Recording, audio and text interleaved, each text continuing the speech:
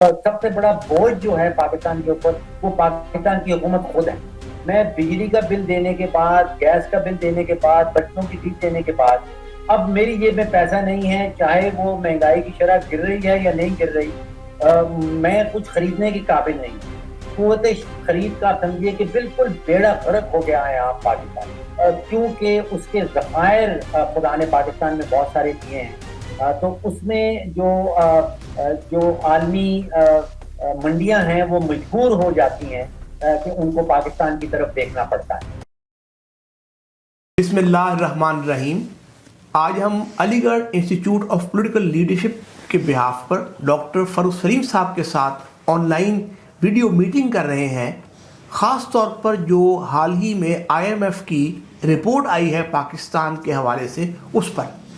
Doctor صاحب good morning, السلام علیکم, thank you for your time, very early morning. آپ کو ہم ٹی وی پہ سنتے رہتے ہیں, اور جو مجھے آپ کی چیز پسند ہے وہ یہ کہ آپ بہت بریف, بہت کلیئر, بہت اسٹریٹ اور اسے کمپلیکیٹ کیے بغیر, جو ہمارے خاص طور پہ جو اکانومسٹ ہیں وہ چیزوں کو اتنا کمپلیکیٹ کر دیتے ہیں کہ کامن مین نہیں سمجھ سکتا. تو that I admirer a lot about you. Thank you, ذرا نوازی آپ کی. ڈاکٹر امجد علی خان صاحب ہمارے ساتھ ہیں, فاؤنڈنگ ممبر علی گڑھ institute of political leadership. Doctor صاحب آپ شروع کیجیے سوال. جی ڈاکٹر صاحب السلام علیکم جی, بہت شکریہ. میں اس کو کیونکہ یہ جو کرپشن کی کہانی IMF کی رپورٹ میں آئی, اور یقیناً یہ کوئی نئی کہانی نہیں ہے, میرا خیال ہے ہم کم از کم بھی نہیں تو 30-40 سال سے تو ہم ایز نیشن سن رہے ہیں اور اس کے اوپر ایکسپلینیشنز بھی ہیں, لیکن نظر یہی آتا ہے کہ جو ہماری اشرافیہ ہے اس پہ تو اس کا کوئی اثر نہیں.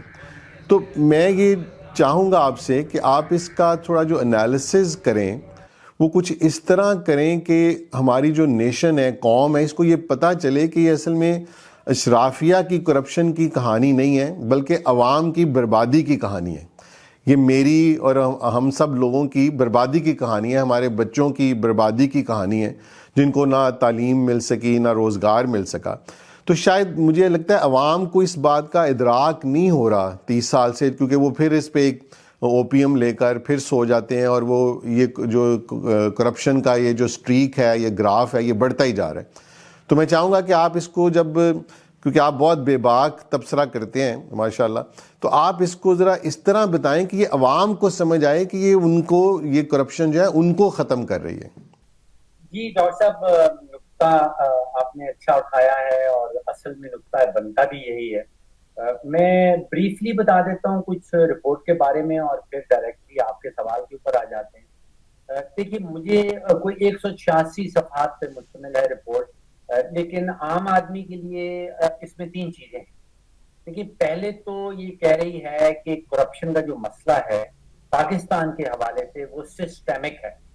اب یہ رپورٹ جو ہے یہ سیاسی جماعتوں سے یا سیاسی نیریٹو سے بالا تر یہ کہہ رہی ہے کہ یہ سسٹمیٹک ایشو ہے, یعنی کہ یہ پاکستان کے سسٹم کے اندر گھسا ہوا ہے. سیاسی جماعت چاہے کوئی بھی پاور میں ہو, یہ سسٹم وہی رہتا ہے. تو PTI آ جائے, PMLN آ جائے, پیپلز پارٹی آ جائے, نیچے سسٹم وہی چل رہا ہے جو کہ کرپٹ ہے. پہلا نقطہ وہ یہ بتا دیں. دوسرا وہ یہ کہتے ہیں کہ یہ پرسسٹنٹ ہے, یعنی کہ یہ مستقل ہے. جیسے آپ نے بھی ذکر کیا کہ پتہ نہیں 25-30 سال 40 سال یا شاید 70 سال ہی ہوتا ہے, یہ پرسسٹنٹ ہے.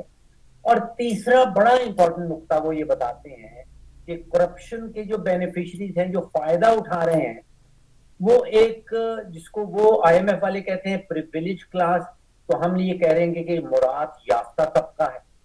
اب دیکھیے اگر 24 یا 25 کروڑ آبادی ہے پاکستان کی, تو اس میں مراد یافتہ طبقہ جو ہے وہ میرے نزدیک کوئی 1% سے زیادہ نہیں. تو جس کا مطلب یہ ہے کہ کرپشن کا جو فائدہ اٹھا رہے ہیں وہ صرف کوئی 1,00,000, 1.5 لاکھ, 2 لاکھ پاکستانی ہیں 24-25 کروڑ میں سے جو فائدہ. یہ 3 بڑے نکات. اب آپ کا نقطہ جو آپ کہہ رہے ہیں کہ ہمیں نقصان کیا پہنچتا ہے, دیکھیے وہ اب کوانٹیفیکیشن کی بات آ گئی, کا اماؤنٹ کیا ہے, نقصان کس کو پہنچ رہا ہے. تو پہلی بات تو یہ واضح ہو گئی کہ جو فائدہ اٹھا رہے ہیں وہ 1,00,000, 1.5 لاکھ سے زیادہ پاکستانی نہیں ہے. تو اس کا مطلب یہ ہے کہ باقی 24-25 کروڑ پاکستانی جو ہیں وہ نقصان ہوتا ہے.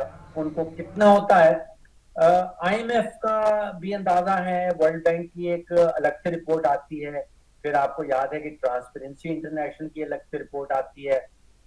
करप्शन के हवाले से, तो अंदाजन कहा यह जाता है कि 7-8-9% जीडीपी का जो है वो करप्शन की नजर हो जाता है।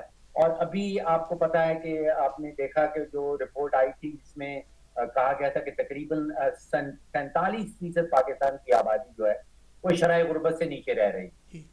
तो तकरीबन आप सोचिए कि 12 करोड़ पाकिस्तानी ऐसे हैं जो शराय गुर्बत से नीचे रह रहे हैं, और ये 2.5-3 लाख रुपए का नुकसान जो करप्शन की मद में हर खानदान को हो रहा है, अगर ये ना हो या कुछ कम हो जाए तो मैं समझता हूँ कि कम अज कम 50 से 60% वो लोग जो इस वक्त शराय गुर्बत से नीचे रह रहे हैं वो शराय गुर्बत से ऊपर, लकीर से ऊपर आ जाएं।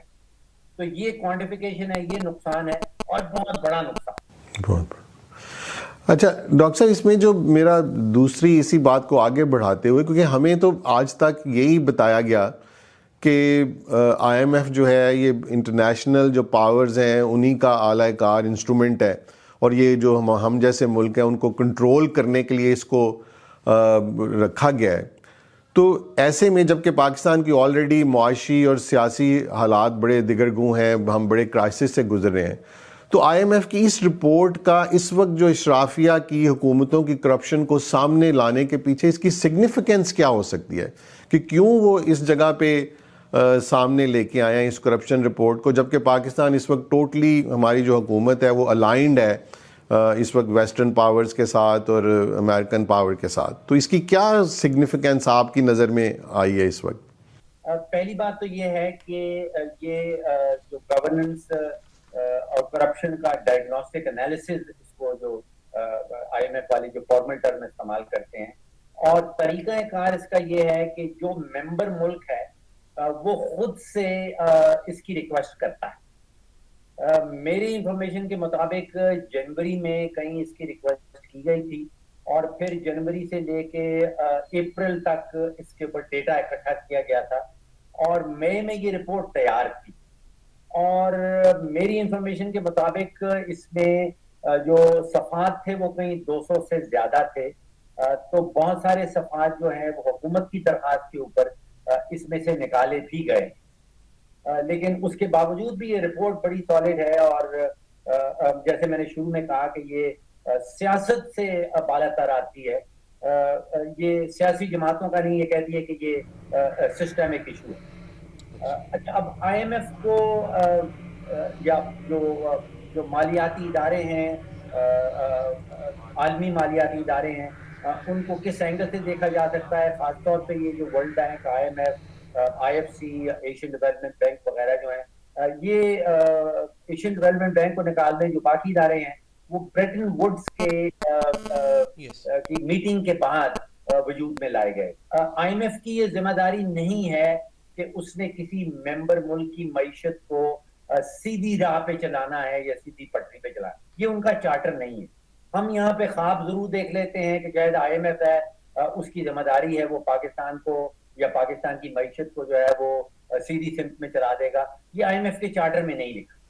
आईएमएफ का चार्टर ये है, क्योंकि दुनिया का ग्लोबल सिस्टम जो है, आदमी मालियाती निज़ाम जो है वो आपस में जुड़ा हुआ है, तो कोई एक मुल्क जो है अगर उसकी मईशत खास तौर पे उसके फॉरेन एक्सचेंज के हवाले से, उसकी बैरूनी तिजारत के हवाले से वो डोमिनो इफेक्ट ना आ जाए और वो बाकी मेंबर ममालिक को भी नुकसान ना पहुंचाए, तो वो इमरजेंसी वार्ड में अपने मेंबर मुल्क की मदद करने को आता है अपने ही वेस्टेड इंटरेस्ट के नतीजे में। तो एक तो हमारा ये सोचना कि शायद आईएमएफ का हिस्सा बन गए हैं और अब मामला ठीक हो जाएगा। अब देखिए, मेरा ख्याल है कोई 2 दर्जन के करीब, 22 या 23 के करीब तो प्रोग्राम हम ले चुके हैं। अभी तक तो उसका कोई जो हमारा मईशत का मामला है वो सीधी राह पे जाता नजर नहीं आता। तो ये जिम्मेदारी जो है ये हमारी अपनी सियासी क़यादत की है, ये जिम्मेदारी जो है ये हमारी अपनी माशी क़यादत की है कि मुल्क की मईशत को सीधे किस्म लेके जाना है, ये आईएमएफ की जिम्मेदारी नहीं।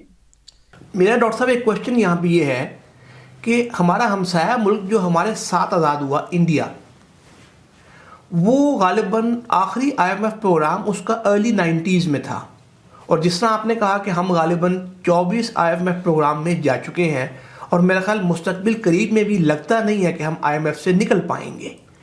تو ہمیں کیا وہ بیسک ایسے کام جو انڈیا نے کیے اور ہم نے نہیں کیے، اور ہم اس آئی ایم ایف سے جان کیسے چھڑا سکتے ہیں جب ہم نے اس پہ قرض لینا بھی ہے، سود دینا بھی ہے، عوام سے بجلی گیس بلوں کے ذریعے سود اکٹھا کرنا ہے، عوام کو نچوڑنا ہے؟ تو کیا کوئی رستہ لانگ ٹرم ہی ہوگا؟ ظاہر ہے شارٹ ٹرم تو نہیں ہوگا۔ اچھا، اب دیکھیے کہ یہ آئی ایم ایف یہ کہہ رہا ہے کہ معیشت کے حوالے سے کرپشن کو ہم ایک سائیڈ نوٹ بنا دیتے ہیں یا فٹ نوٹ کی شکل میں لکھ دیتے ہیں۔ آئی ایم ایف یہ کہتا ہے کہ یہ فٹ نوٹ نہیں ہے، یہ سائیڈ نوٹ نہیں ہے، یہ مرکزی ایشو ہے۔ وہ سینٹرل ایشوز کو کہہ رہے ہیں کرپشن کو، کہ اس کی وجہ سے معیشت کو بہت بڑا نقصان پہنچ رہا ہے۔ اچھا، اب ہماری طرف سے، ہماری حکومت کی طرف سے کہا یہ جا رہا ہے کہ سال کے آخر تک 31 دسمبر تک جو ہے وہ اقدامات اٹھائے جائیں گے، اور اس آئی ایم ایف کی رپورٹ کا جو ہے اس کے اوپر عمل درآمد کیا جائے گا یا کچھ اصلاحاتی اقدامات لیے جائیں گے۔ اب وہاں پہ جو آپ سوال کر رہے ہیں، بنیادی جو میرا اختلاف اس میں سامنے آتا ہے کہ ہماری وزارت، ہماری حکومت یہ کہہ رہی ہے کہ جو 100 ڈپارٹمنٹ ہیں یا کوئی جو 4 درجن کے قریب وزارتیں ہیں، ان سے کہا جائے گا کہ آپ اپنے اپنے بلو پرنٹ ہمیں لکھ کے دیں کہ آپ کیا اقدامات اٹھا رہے ہیں، آپ کس طرح کرپشن کو دور کرنے کی آپ کی کیا پلاننگ ہے۔ تو یہاں پہ آئی ایم ایف یہ کہہ رہا ہے کہ یہ ایک سیاسی پرابلم ہے، اور ہم اس سیاسی پرابلم کو ایک ٹیکنوکریٹک حل یا سولوشن دے رہے ہیں کہ جی رپورٹیں بنیں گی اور فائلیں بنیں گی اور ہر وزارت اپنا اپنا پلان دے گی۔ معاملہ سیاسی ہے، اور سیاسی اس طرح ہے کہ جیسے جو مراعات یافتہ طبقہ ہے اس میں آپ شوگر مل ایسوسی ایشن کو لے لیجیے، اور وہ کوئی 82 ملیں ہیں، اور آپ کو اور مجھے چینی ملتی ہے 200 روپے کلو، اور باقی جو 8 ارب انسانیت پاکستان سے باہر بستی ہے اس کو آدھی قیمت پہ مل رہی ہے۔ تو 24 کروڑ کی جیب سے کوئی لگ بھگ 300-400 ارب روپیہ سالانہ نکلتا ہے، اور وہ ان 80 یا 82 جو شوگر مل مالکان ہیں ان کی جیب میں چلا جاتا ہے۔ تو یہ تو سیاسی ہے، وہ سیاسی طبقات ہیں، وہ سیاسی طاقت ہے جو آپ کو اور میری جیب کو خالی کر رہی ہے۔ اس کا جواب ہماری حکومت دے رہی ہے کہ جی ہم فائلیں بنائیں گے، ہم ٹیکنوکریٹک جو ہے اس کا جواب دیں گے۔ تو ایک تو معاملہ یہ ہے کہ یہ سیاسی پرابلم کا حل جو ہے وہ سیاست ہی ہے، وہ سیاست کے اندر ہے، وہ ٹیکنوکریسی کے اندر نہیں۔ تو یہاں پہ تو سیاسی جواب ہے کہ جی ان کو جو مافیا آپ نے بنا رکھا ہے اس کو ختم کر دیں۔ اس کا آسان ترین جو پالیسی کا حل ہے، یہ آپ کو یاد ہوگا کہ شوگر کے اوپر عمران خان صاحب کی پی ٹی آئی کی حکومت کے دوران ایک بڑی عمدہ رپورٹ سامنے آئی، اور بہت زبردست انویسٹیگیٹو رپورٹ تھی۔ انہوں نے بتایا تھا کہ اس وقت کون سی شوگر ملیں جو ہیں ان کو کتنا کتنا فائدہ پہنچ رہا ہے۔ اس وقت پرائم منسٹر صاحب نے مجھ سے بھی ایڈوائس لی کہ اس کا کیا کیا جائے۔ میں نے کہا اس میں کوئی ڈنڈا چلانے کی ضرورت نہیں ہے، آپ نے پالیسی میجر کرنی ہے، آپ کو کوئی اسمبلی میں بھی کوئی میجورٹی کی ضرورت نہیں ہے، ایگزیکٹو آرڈر نکالنے ہیں اور 2 نکالنے ہیں۔ آپ ایک ایگزیکٹو آرڈر نکال دیں کہ جی پاکستان میں جس کا دل چاہتا ہے جس دنیا کے ملک سے جتنی مرضی چینی امپورٹ کر لے، اور پاکستان کے اندر رہتے ہوئے جس کا دل چاہتا ہے جتنی مرضی چینی جس دنیا کے مرضی ملک کو ایکسپورٹ کر دے۔ پاکستان کی حکومت کسی کو سبسڈی نہیں دے گی، اور پاکستان کی حکومت جو ہے وہ کسی قسم کا امپورٹ ڈیوٹی نہیں لگائے گی۔ اس کا نتیجہ یہ نکلے گا کہ وہ جو 80-82 ملوں کا کارٹیل ہے وہ گھٹنوں پہ آ جائے گا، وہ ٹوٹ جائے گا، اور ایک نتیجہ یہ نکلے گا کہ جو 25 کروڑ پاکستانی ہیں ان کو دنیا کی سستی ترین چینی مل جائے گی۔ تو آپ کو کوئی ڈنڈا چلانے کی ضرورت نہیں ہے، آپ نے پالیسی نکالنی ہے۔ لیکن پھر آپ کو پتا ہے کہ جو شوگر مل کارٹیل ہے اس کے پیچھے تینوں جماعتوں کے سیاستدان ہیں، اس میں پی ڈی آئی کے بھی ہیں، اس میں پی ایم ایل این کے بھی ہیں، اس میں پیپلز پارٹی کے بھی ہیں۔ تو وہ پالیسی جو ہے وہ تو اپنائی نہیں گئی، اس کے اوپر عمل درآمد نہیں ہوا، اور ابھی تک نہیں ہو رہا ہے. تو معاملہ جو ہے وہ سیاسی ہے, سیاسی طور پہ اس کو ہینڈل کرنا ہے, لیکن یہاں پہ مجھے لگتا ہے کہ کوشش ہو رہی ہے کہ ہم فائل کا پیٹ بھر دیں گے اور اس کا ایک ٹیکنوکریٹک نتیجہ جو ہے وہ نکال لیں گے. ڈاکٹر صاحب, آپ کا ایک بڑا مشہور جو اینٹی کرپشن ٹول استعمال کیا جاتا ہے, وہ یہ کہا جاتا ہے کہ دنیا بھر کی حکومتیں جو ہیں ان میں کرپشن کی ٹینڈنسی ہوتی ہے. تو پھر طریقہ یہ ہے کہ آپ گورنمنٹ کو شرنک کر دیں, گورنمنٹ کا سائز اتنا چھوٹا کر دیں کہ وہ کرپشن جو ہے وہ خود ہی شرنک کر دیں. اب پاکستان میں آپ دیکھیے کہ every aspect of Pakistani life, آپ کی اور میری زندگی کے اندر حکومت کس طرح گھسی ہوئی. اگر آپ نے بجلی کا کنیکشن لینا ہے آپ حکومت کے پاس جائیں گے, آپ نے جہاز کا ٹکٹ خریدنا ہے آپ حکومت کے پاس جاتے ہیں, آپ نے گیس کا کنیکشن لینا ہے آپ حکومت کے پاس جاتے ہیں, گندم کی قیمت حکومت فکس کرتی ہے, گنے کی قیمت حکومت فکس کرتی ہے.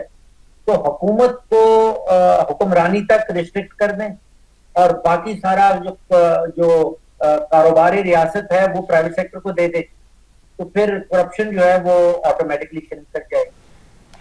ڈاکٹر صاحب اس میں اب جو کیونکہ ہم نے دنیا کی تاریخ جو ہم دیکھتے ہیں کہ اکنامکس ایک بڑا میجر ایشو ہے, اور بہت ساری اس سے پہلے امپائرز بھی اکنامک ریزن سے ٹوٹی, اور پھر ریسنٹلی ہم نے دیکھا کہ رشیا بھی اکنامک ریزن جب اس کا بریک ڈاؤن کیا تو وہ بہت ڈیوائیڈ ہو گیا, رشین پوری ٹوٹ گئی اور چھوٹے چھوٹے اسٹیٹس میں چلا گیا.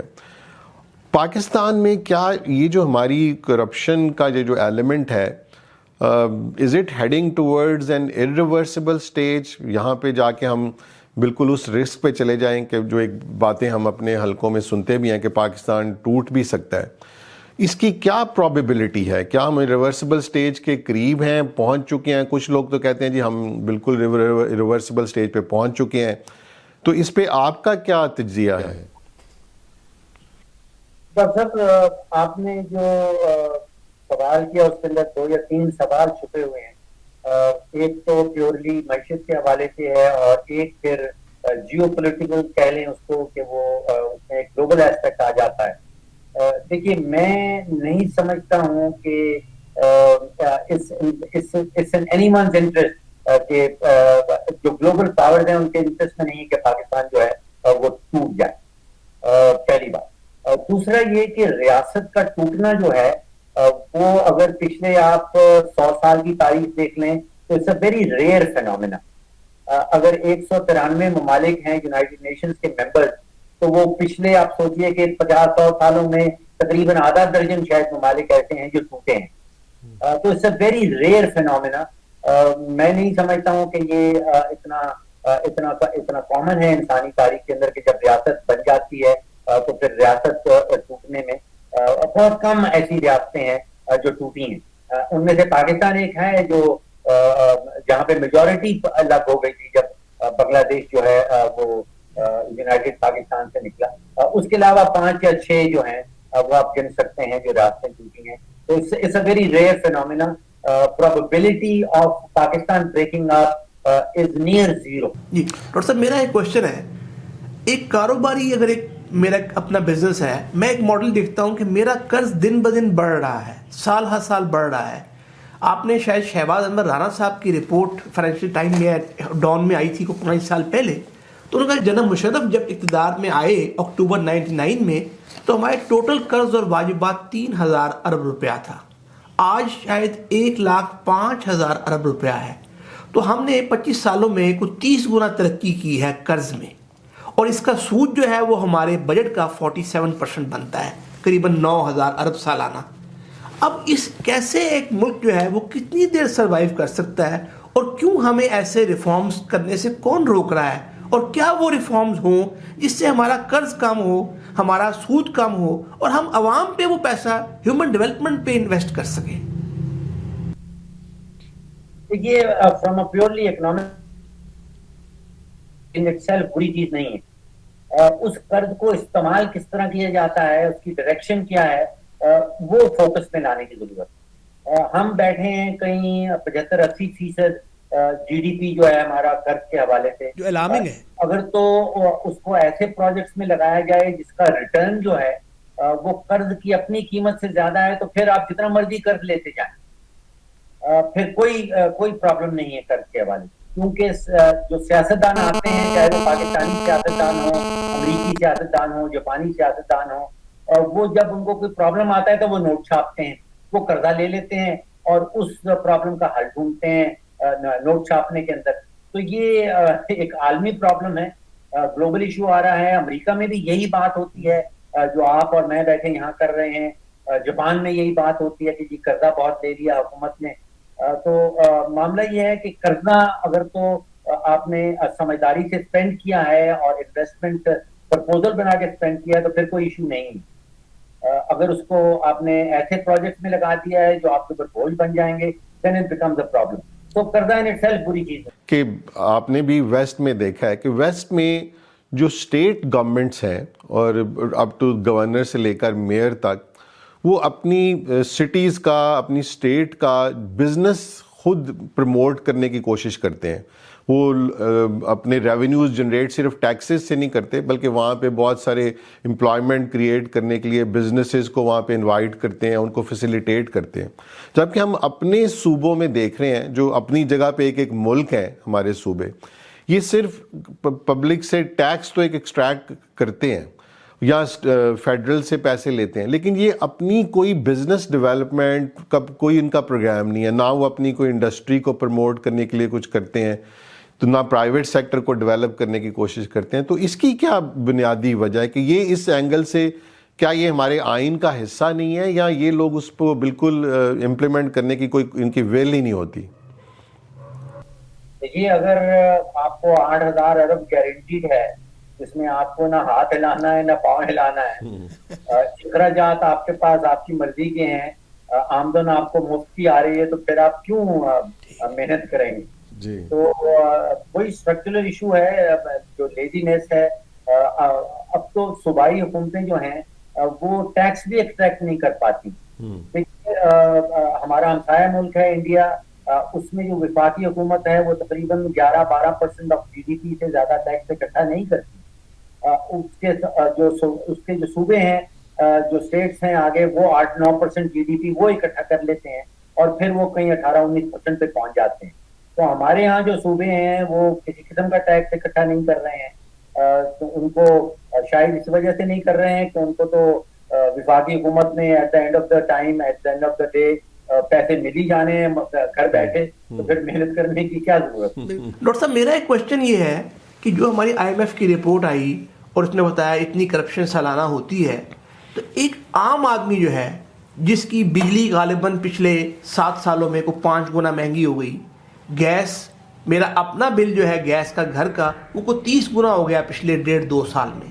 یہ نقصان پورا کرنا گورنمنٹ جو کرتی ہے. ہمارا پیٹرول جو ہے پچھلے 7 سال میں شاید کوئی 6 گنا مہنگا ہو گیا. تو ایک عام پاکستانی جب وہ کہتے ہیں جی آپ کی مہنگائی سنگل ڈیجٹ میں آ گئی، آپ کی اسٹاک ایکسچینج 1,65,000 پہ چلی گئی، آپ کے فورن ریزرو 20 ارب ڈالر کے ہو گئے، ایک عام آدمی کو اس سے کیا فائدہ ہے جب اس کی زندگی، اس کی بائنگ کیپیسٹی، اس کے لیے economic problem daily basis, monthly basis پہ ہے؟ اچھا، 2 چیزیں ہیں. دیکھیے، ایک بات تو یہ ہے کہ جو آپ نے اشاریے بتائے خاص طور پہ ایکسٹرنل سیکٹر کے حوالے سے، وہ حقائق پہ مبنی. واقعی میں پاکستان کے فورن ایکسچینج ریزرو جو ہیں وہ کوئی 19 ملین پہ پہنچ گئے ہیں. ایک زمانے میں وہ 3-4 پہ چلے گئے تھے. واقعی میں جو تجارتی حوالے سے ایک بہت بڑا سرپلس بہت سالوں کے بعد جو ہے وہ پاکستان نے دیکھا ہے. واقعی میں پچھلے کوئی 1.5-2 سالوں سے آپ دیکھ رہے ہیں کہ روپے اور ڈالر کی جو پیرٹی ہے وہ رکی ہوئی ہے. روپیہ بڑی تیزی سے گر نہیں رہا. پرابلم ہے انٹرنل سیکٹر کے اندر، جہاں 24-25 کروڑ پاکستانی رہتے ہیں، جہاں آپ اور میں رہتے ہیں. ہمارے ساتھ پرابلم یہ ہوا ہے کہ کوئی پچھلے 3-3.5 سال کی جو مجموعی انفلیشن ریٹ ہے، مہنگائی کی شرح ہے، وہ میرے حساب سے کہیں 80-85% سے کم نہیں. اور ان 2.5-3 سالوں کے دوران آپ کی میری تنخواہ یا تو بڑی نہیں ہے، اگر بہت خوش قسمت ہے تو شاید 8-10% بڑھ گئی ہوگی. اب وہ 80-85% کی مہنگائی کی شرح اور 8-10% آپ کی تنخواہ بڑھی، تو اینڈ میں رزلٹ یہ نکلتا ہے کہ آپ کی اور میری قوت خرید تقریباً ختم ہو گئی. اب حکومت آپ کو آ کے بتاتی ہے کہ یہ شرح महंगाई की शरह बड़ी तेजी से गिर गई है। भाई मेरी जेब में पैसा ही नहीं है, मैं बिजली का बिल देने के बाद, गैस का बिल देने के बाद, बच्चों की फीस देने के बाद अब मेरी जेब में पैसा नहीं है, चाहे वो महंगाई की शरह गिर रही है या नहीं गिर रही, मैं कुछ खरीदने के काबिल नहीं। कुव्वत खरीद का समझिए कि बिल्कुल बेड़ा गर्क हो गया है आम पाकिस्तानी। तो मसला यहाँ पे कुव्वत खरीद के साथ है, वो महंगाई की शरह के साथ नहीं है, वो फॉरेन एक्सचेंज रिजर्व के साथ नहीं है, वो तजारती सरप्लस या खसारे के साथ नहीं है। कुव्वत खरीद यहाँ पे बिल्कुल खत्म हो गई है आम पाकिस्तान। अच्छा डॉक्टर साहब, इसी से रिलेटेड मेरा एक क्वेश्चन है कि हम अपनी सोसाइटी में जब देखते हैं, आप इस्लामाबाद में हैं, हम लाहौर में हैं, कि एक खुशहाली नज़र आती है, मतलब बाज़ार भरे हुए हैं, रेस्टोरेंट्स चल रहे हैं, तो कुछ लोग ये आर्ग्यू करते हैं जी कि कहाँ पे गुर्बत है, इकॉनमी तो अच्छी चल रही है। तो ये क्या साइकिल है कि हम एक तरफ इतनी ज़्यादा ऑनलाइन जो ब्रांड्स हैं वो भी बहुत बिक रहे हैं, और जैसे मैंने कहा कि रेस्टोरेंट्स भी भरे हुए हैं, बिजनेसेस भी लोगों के चल रहे हैं, तो इसको आप कैसे एक्सप्लेन करेंगे कि ये जो खुशहाली है, हाउ डू वी रिलेट? क्या हमारी बाकी की कौम जो है, जो अवाम है, वो भी इशराफिया की इस डिज़ीज़ को हम मेडिकल टर्मिनोलॉजी में कहते हैं कंटेजियस डिज़ीज़, कि उस करप्शन से अब अवाम भी करप्शन की तरफ जा चुके हैं, या ये कोई और फिनोमेना है जिससे कि हम एक तरफ इतनी गाड़ियाँ भी बिक रही हैं और हर चीज़ हो रही है, तो ये फिनोमेना हम कैसे एक्सप्लेन करेंगे? ये दो तीन चीजें हैं। देखिए, एक तो ये रियली इकोनॉमिक इंडिकेटर्स या माशी इशारे नहीं है कि रेस्टोरेंट भरे हैं या नहीं भरे हैं, क्योंकि आप सोचिए कि इस्लामाबाद जैसे शहर में 10-15 लाख आबादी हो जाती है, 50 या 100 से करीब रेस्टोरेंट होंगे, तो भरने के लिए तो वो शहर की आबादी आपको कुछ 2-4% अगर रेस्टोरेंट में पहुंच जाती है, जिसका हम पहले भी जिक्र कर रहे हैं कि जो मुराद याफ्ता तबका है, एक मईशत के अंदर इंडिकेटर कहलाता है जिसको हम कहते हैं जीनी कोएफिशिएंट, जिसका मतलब ये होता है कि जो अमीर तबकात हैं और जो गरीब तबके हैं उनमें फर्क कितना है, वो मेजर किया जाता है। वो हमारे इकोनॉमिक सर्वे में भी हर साल आता है, वो बढ़ता चला जा रहा है, यानी कि अमीर और गरीब में जो डिफरेंस है वो बढ़ता चला जा रहा है। अब एक और मुझे याद है कि when we were growing up तो एक वो रॉबिन हुड की कहानी सुनाई जाती कि एक रॉबिन हुड शख्स था जो अमीरों से पैसे छीन के गरीबों में बांटा करता था।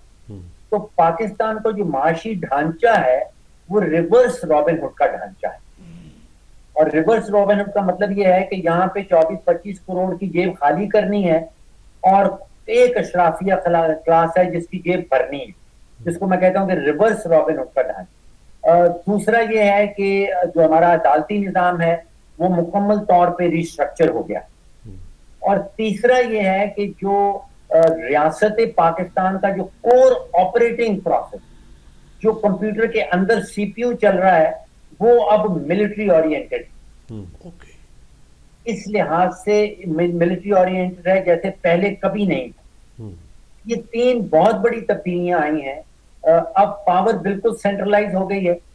अब देखना यह है कि उस ताकत की सिमत क्या है। देखिए, वो कहते हैं कि power itself does nothing, is the direction of power. अच्छा, अब ये ताकत जो है वो सेंट्रलाइज हो गई है इस वक्त पाकिस्तान में, और इतनी ज्यादा हो गई है कि पहले कभी 78 सालों में नहीं हुई।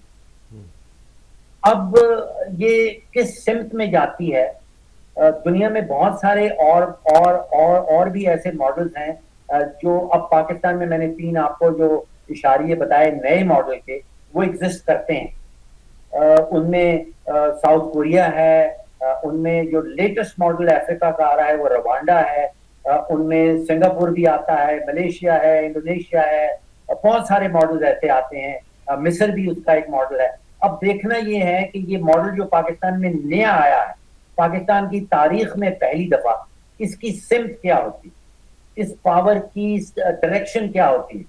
अगर तो ये सिमत इख्तियार करता है जो मिस्र में सिमत इख्तियार थी, जिसमें उन्होंने स्ट्रीट को कंट्रोल कर लिया है, लेकिन नेशन बिल्डिंग, जो मुल्क को बनाने वाली जो सिमत थी वो नहीं थी।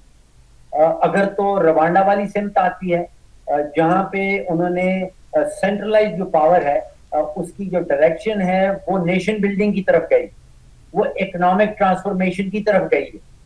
تو اب یہ بہت بڑا ٹیسٹ ہے پاکستان میں, اور خاص طور پہ جو نئی پاور سامنے آئی ہے اس کے لیے بہت بڑا ٹیسٹ ہے کہ ڈائریکشن کیا اختیار کی جاتی ہے اس میں. لیکن ڈاکٹر صاحب 3 سال تو تقریباً گزر گئے اس پاور کو جو ہم دیکھ رہے ہیں, جو نیا آپ جس کو کہہ رہے ہیں, میری رائے میں خیر یہ نیا نہیں ہے یہ, کیونکہ اس سے پہلے بھی 60s میں بھی چلا, پھر 80s میں بھی چلا کافی دیر تک, اور پھر ہم نے 99 سے لے کر 2007 تک بھی کافی سینٹرلائز پاور کو دیکھا. اور اس وقت تو بلکہ مجھے لگتا ہے اس پاور میں ایک تھوڑی سی ڈائمینشن ڈفرینٹ یہ آ گئی ہے کہ اس زمانے میں جو سینٹرلائز پاور تھی اس کو پھر بھی ریلیٹیولی پاکستان کی پبلک کی سپورٹ تھی, اسپیشلی ہماری جو ایجوکیٹڈ مڈل کلاسز ہیں, جبکہ اس وقت جو پاور ہے اس کے پاس تو وہ سپورٹ بھی نہیں ہے. اور ایسے میں, اور سیکنڈلی جو اس وقت انٹرنیشنل ورلڈ اپنی جگہ پہ جو ویسٹرن کیپٹلسٹ کنٹریز ہیں وہ خود ایک اکانومی کے کولیپس کی طرف جا رہے ہیں, بہت برے حالات میں ہیں. تو ایسے میں اور پھر جو 3 سال گزرے ہیں اس میں بھی آپ کو بھی پتہ ہے کہ نہ ہی کوئی ہماری میگا انڈسٹریز میں کوئی ڈیولپمنٹ ہوئی ہے, نہ ہی کسی طرف ابھی تک جو فارن انویسٹمنٹ کیا ڈومیسٹک انویسٹمنٹس میں نہیں ہو رہی. تو اس میں کہاں آپ کو امید نظر آتی ہے کہ شاید یہ سینٹرل پاور کچھ ڈیلیور کر پائے؟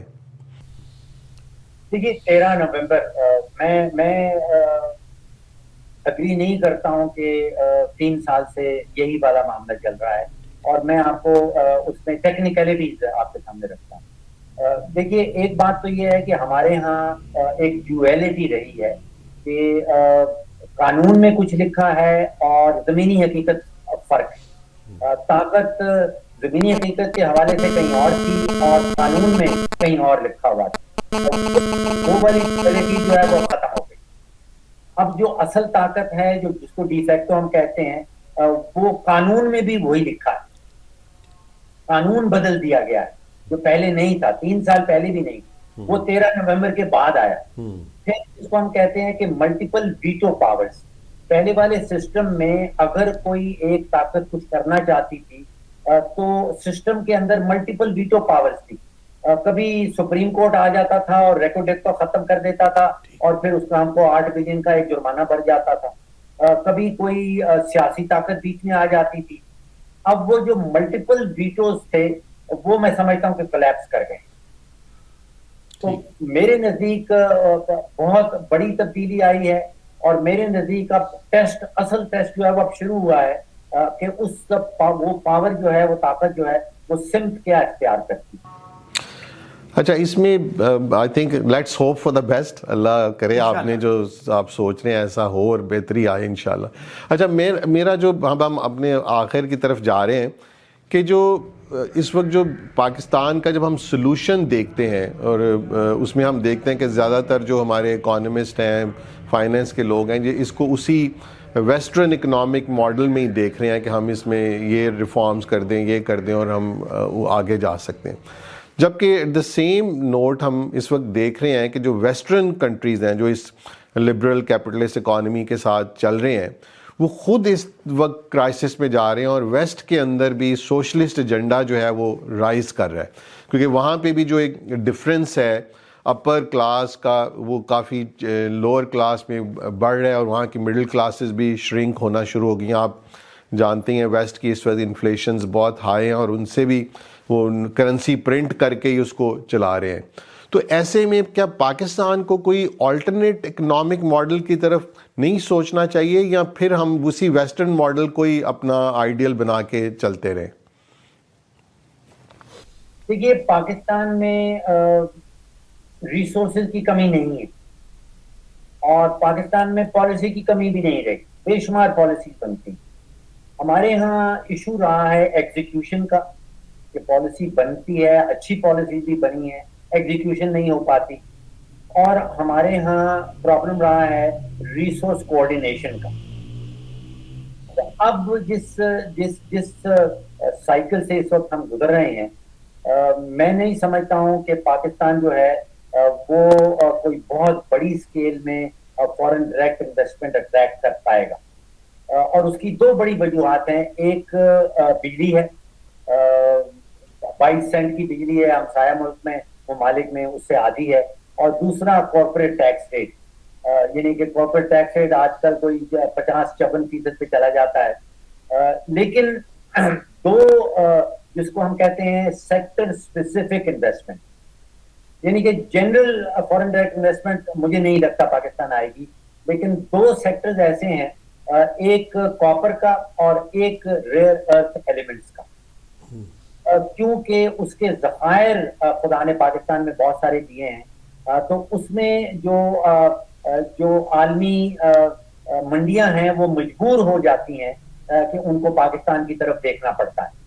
देखिए 2030 में सारा यूरोप जो है वो जीरो नेशंस पे जा रहा है, जिसका मतलब ये है कि इलेक्ट्रिक व्हीकल्स चाहिए होंगी, जिसका मतलब ये है कि सोलर पैनल्स चाहिए होंगे बहुत बड़ी तादाद में, जिसका मतलब ये है कि विंड टर्बाइंस होंगी, और इन सारी चीजों में जो क्रिटिकल एलिमेंट है वो कॉपर है, और कॉपर की ज़खायर पाकिस्तान में शायद दुनिया भर में कोई तीसरे या चौथे नंबर पे, और ये रेकोडेक उसका सिर्फ एक छोटा सा नमूना सामने आया। तो कॉपर के हवाले से जो है वो मैं समझता हूँ कि फॉरेन डायरेक्ट इन्वेस्टमेंट दुनिया भर से पाकिस्तान का रुख करेगी।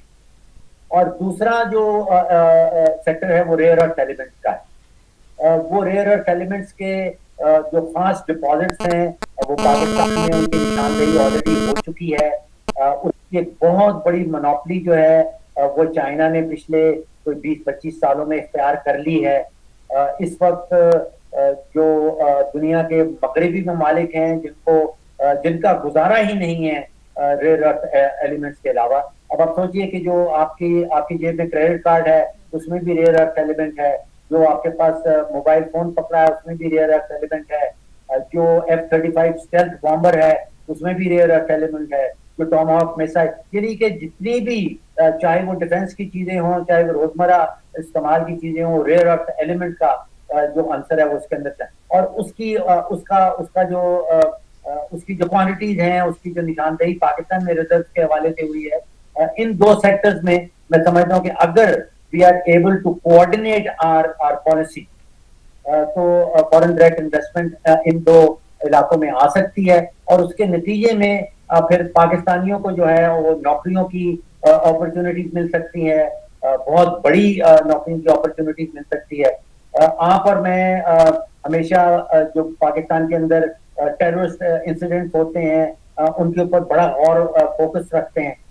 ये मीडिया भी कभी सामने नहीं लेके आता। मैं खुद भी बड़ा हैरान था कि पिछले कुछ महीनों में जितने ममालिक ने इन्वेस्टमेंट कमिट की है बलूचिस्तान के अंदर, यू विल बी सरप्राइज, यानी कि जापानीज कंपनीज आ रही हैं, फिनलैंड की कंपनीज आ रही हैं, स्वीडिश कंपनीज आ रही हैं, जो कैनेडियन कंपनी तो ऑलरेडी रेकोडेक के हवाले से आ रही है, अमेरिकन कंपनी, एक अमेरिका की सबसे बड़ी कंस्ट्रक्शन कंपनी जो है वो इस वक्त बलूचिस्तान में रेकोडेक में सारे की सारी जो लॉजिस्टिक्स हैं, जो रोड्स हैं, जो रेजिडेंशियल क्वार्टर्स हैं, उसने कमिट कर दी है फाइनेंसिंग।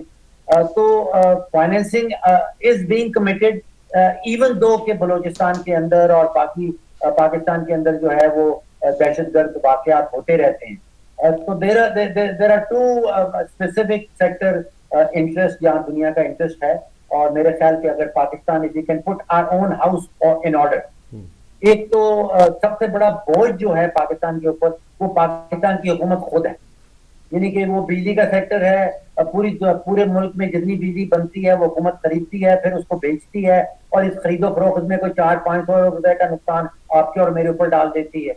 इसी तरह गैस सेक्टर के अंदर कोई 2500 अरब के सर्कुलर डेट इकट्ठे हो गए। जी डॉक्टर साहब, आखिरी एक सवाल मुझे करना था, जो सीपैक का बहुत हमारे कई सालों से, शायद तो 15 साल से, कि सीपैक गेम चेंजर होगा, फिर डॉलर की बात आती है, इसी तरह रिसेंटली ये सऊदी डिफेंस पैक्ट की बात, तो ये क्या ओपीएम है या बाकी इसमें कुछ है? क्योंकि आपने तो बड़ा डिटेल में इसको स्टडी किया होगा, बड़ा क्लोज देखा होगा। देखिए on the face of it, अगर पाकिस्तान की 78 साल तारीख आप देखें तो पाकिस्तान को जो अचीवमेंट्स मैं समझता हूं कि मई के बाद मिलनी शुरू हुई, ओके, यानी कि इस वक्त अमेरिका भी हमारा दोस्त है, चीन भी हमारा दोस्त है, रशिया के साथ भी हमारे अच्छे ताल्लुकात हैं, सऊदी अरब हमसे डिफेंस पैक्ट कर चुका है, مجھے پاکستان کی تاریخ میں کبھی یہ والا وقت جہاں پہ ہماری فورن پالیسی اچیومنٹ جو ہے وہ ان کا ایلیویٹڈ سٹیٹس اتنا پہلے میں نے کبھی نہیں دیکھا، بلکہ یہاں تک بھی کہا جا سکتا ہے کہ جو 193 ممالک یونائٹڈ نیشنز کے ہیں ان میں سے شاید کوئی آپ کو ایسا ملک ملے جس کے چین کے ساتھ بھی اچھے تعلقات ہوں، روس کے ساتھ بھی اچھے تعلقات ہوں، امریکہ کے ساتھ بھی اچھے تعلقات ہوں، مڈل ایسٹ میں جہاں پہ اس کا سٹیٹس ایک زمانے میں بیگنگ بول کا ہوتا تھا، وہاں پہ ہم ان کے سیکیورٹی پارٹنرز بن جائیں. تو فورن پالیسی کے حوالے سے تو اس وقت پاکستان کا جو سٹیٹس ہے یہ پہلے میں نے کبھی پاکستان کی تاریخ میں نہیں دیکھا. اس میں سی پیک پہ بھی ذرا بتا دیں. سی پیک، گوادر اور سعودی پیکٹ، میں اکنامک پوائنٹ آف ویو سے بات کر رہا ہوں ڈاکٹر صاحب کہ کیا یہ اوپیم ہے، رہا ہے، یا واقعی میں ہمیں یہ قوم کو، ملک کو فائدہ دیا ہے سی پیک گوادر نے، دے گا مستقبل میں؟ اس کے بارے میں آپ نے بڑا کلوز دیکھا ہوگا، اسٹڈی کیا ہوگا. ملکوں کے درمیان میں کہا جاتا ہے کہ وہ یہ محبت یا دشمنی کے جو رشتے ہیں یہ انسانی رشتے ہیں، یہ ملکوں کے درمیان میں نہیں ہوتے. میں نہیں سمجھتا ہوں کہ چین اور پاکستان کے درمیان میں محبت یا دشمنی کا رشتہ ہے. ان کے ملکوں میں اپنے انٹرسٹ ہوتے ہیں. چین پاکستان آتا ہے اپنے انٹرسٹ کے لیے، اور پاکستان کی سیاسی قیادت میں یہ کرتب دکھانا ہوتا ہے کہ اس رشتے کے نتیجے میں پاکستان کا فائدہ اس میں سے ہم نے نکال کے لانا ہے، ایکسٹریکٹ کرنا ہے. چین ہمیں خود نہیں دے گا، امریکہ ہمیں خود نہیں دے گا. اس میں سمجھتا ہوں کہ شاید پاکستان کے حوالے سے ہمارے میں کچھ کمزوریاں رہی ہیں and we have not been able to extract. ٹھیک. اچھا ڈاکٹر صاحب، آخر پہ ہم جس فورم سے آپ سے مخاطب ہیں، یہ علی گڑھ انسٹیٹیوٹ آف پولیٹیکل لیڈرشپ، اور ہم نے یہ اس لیے اس کو اسٹیبلش کیا کہ ہمیں تھوڑا سا، میں بھی ہسٹری کا اسٹوڈنٹ ہوں، تو دیکھا یہ گیا ہے کہ دنیا کی جو تاریخ ہے، جدید تاریخ خاص طور پہ، یہاں پہ دنیا چینج ہوئی اور ہیومن رائٹس اور عوام کو ایک رائٹس ملے، ترقی کا دور آیا، ویسٹرن کنٹریز نے ڈیولپ کیا. وہاں پہ جہاں عوام نے اپنے رائٹس کو پہچانا، اپنے رائٹس کو ایگزرٹ کیا، اپنے رائٹس ڈیمانڈ کیے، تو اشرافیہ جو تھی اس نے عوام کو بھی پھر کچھ ڈیلیور کرنا شروع کیا، اور پھر ایک مڈل کلاسز سے لیڈرشپ بھی، جو ویسٹ کی اس وقت زیادہ تر پولیٹیکل لیڈرشپ ہوتی ہے، آپ بھی جانتے ہیں، اور ایون چائنا کی بھی جو پولیٹیکل لیڈرشپ ہے وہ زیادہ تر مڈل کلاسز سے ہے اور ورکنگ کلاس سے ہے. تو ہم یہی ایک فورم لے کے کوششیں کر رہے ہیں، کیونکہ ہمیں یہ نظر آتا ہے کہ جب تک عوام خود نہیں اٹھے گی اور اپنے اشرافیہ کے اوپر اپنا پریشر ایگزرٹ نہیں کرے گی، جو اس نے نہیں کیا پچھلے 78 سال میں پاکستان بننے کے بعد، جس کی وجہ سے آج ملک اس سٹیج پہ پہنچا کہ ہم سارے ایجوکیشن کے سٹیٹس میں، پاپولیشن گروتھ میں، ہیلتھ میں، سارے انڈیکس ہمارے ہیومن ڈیولپمنٹ کے بڑے لو ہیں. تو آپ کی اس بارے میں کیا رائے ہے کہ کیا ایسا ہی راستہ اختیار عوام کو کرنا پڑے گا؟ کیونکہ ابھی تک تو عوام اپنے رائٹس کے لیے نہیں اٹھ پائی، اور نہ ہی ان کے ووٹ کو بھی آپ نے دیکھا کہ کس طرح اس کو بھی نہیں کوئی حق دیا جاتا ان کو. تو ایسے میں عوام کو کیا کرنا چاہیے؟ آپ کی رائے کیا ہے؟ دیکھیے، ایک تو بنیادی جو آپ نے نقطہ اٹھایا ہے وہ ڈیمانڈ اینڈ سپلائی، اس کو اکنامکس میں کہتے ہیں. جب تک ووٹر ڈیمانڈ نہیں کرے گا اس کا لیڈر سپلائی نہیں کرے گا. تو یہ بات آپ کی، میں آپ سے ایگری کرتا ہوں کہ پاکستانی ووٹر جو ہے وہ اس وقت ڈیمانڈ نہیں کر رہا، اور جب تک وہ ڈیمانڈ نہیں کرے گا اس کی جو سیاسی قیادت ہے وہ اس کو سپلائی نہیں کرے گی. دوسرا، آپ نے جو ایلیمنٹس کا ذکر کیا جس میں ہیومن رائٹس ہیں اور دوسری چیزوں کا، دیکھیے میں نہیں سمجھتا ہوں کہ پاکستان میں جو اصل پرابلم ہے وہ کم جمہوریت یا زیادہ جمہوریت کا. پاکستان میں پرابلم ہے ڈیلیوری کا. اور دنیا بھر میں جس سٹیج سے پاکستان گزر رہا ہے وہاں پہ جمہوریت اور ہیومن رائٹس اور آزاد رائے کا معاملہ کم ہوتا ہے، وہاں پہ ڈیلیوری کا معاملہ زیادہ ہے. جہاں پہ 47% آبادی شرح غربت سے نیچے رہ رہی ہے، وہ ڈیلیوری مانگ رہی ہے. وہ اس وقت آپ کی آزادی رائے نہیں مانگ رہی، وہ اس وقت آپ کی کوئی جمہوری قوانین کے یا جمہوری اصولوں کے اوپر لڑنے کے لیے تیار نہیں، وہ ڈیلیوری مانگ رہی ہے، اس نے پیٹ بھرنا ہے. تو اس وقت امپورٹنٹ ہے ڈیلیوری. اور پھر ایک جو اسکول آف تھاٹ ہے جو بڑا زور رکھتا ہے، بڑا وزن رکھتا ہے، وہ کہلاتا ہے الیکٹورل लेजिटिमेसी या परफॉर्मेंस लेजिटिमेसी? आपने वोट लेके अपनी लेजिटिमेसी दिखानी है या आपने डिलीवर करके लेजिटिमेसी दिखानी है? आपने जिस मुल्क का नाम लिया, जिसने चीन का नाम लिया, वहां पे परफॉर्मेंस लेजिटिमेसी, उन्होंने इंसानी तारीख में कोई लगभग 70 करोड़ इंसानियत शरह गुर्बत से जो नीचे रह रही थी उसको ऊपर उठा दिया है और लेजिटिमेसी हासिल कर ली है। तो अब हमने पाकिस्तान ने ये सोचना होगा कि यहाँ पे डिलीवरी की कितनी जरूरत है और वोट का क्या role. Thank you, Dr. Saab, for your time and thank you for apprising the common man, the common Pakistani कि उसे क्या सोचना चाहिए, क्या करना चाहिए, हमारा मुल्क किस तरफ जा रहा है, और हम इंशाल्लाह होपफुल रहें और कोशिश करें कि हम इसमें किस तरह कंट्रीब्यूट कर सकते हैं ताकि ये पाकिस्तान एक ग्रेट इकोनॉमिक नेशन आने वाले सालों या दिहाइयों में बन सके। और मैं ये भी उम्मीद करता हूँ कि हमारी जो आपने कहा कि अब जो फेडरल और सेंट्रलाइज्ड पावर सिस्टम एक बना है वो आप जैसे लोगों से भी सर्विसेज और आपकी राय, आपकी एक्सपर्टीज ले सके ताकि हम एक परफॉर्म करने वाले और एक डिलीवरी गवर्नमेंट या स्टेट बन सकें। थैंक यू डॉक्टर साहब।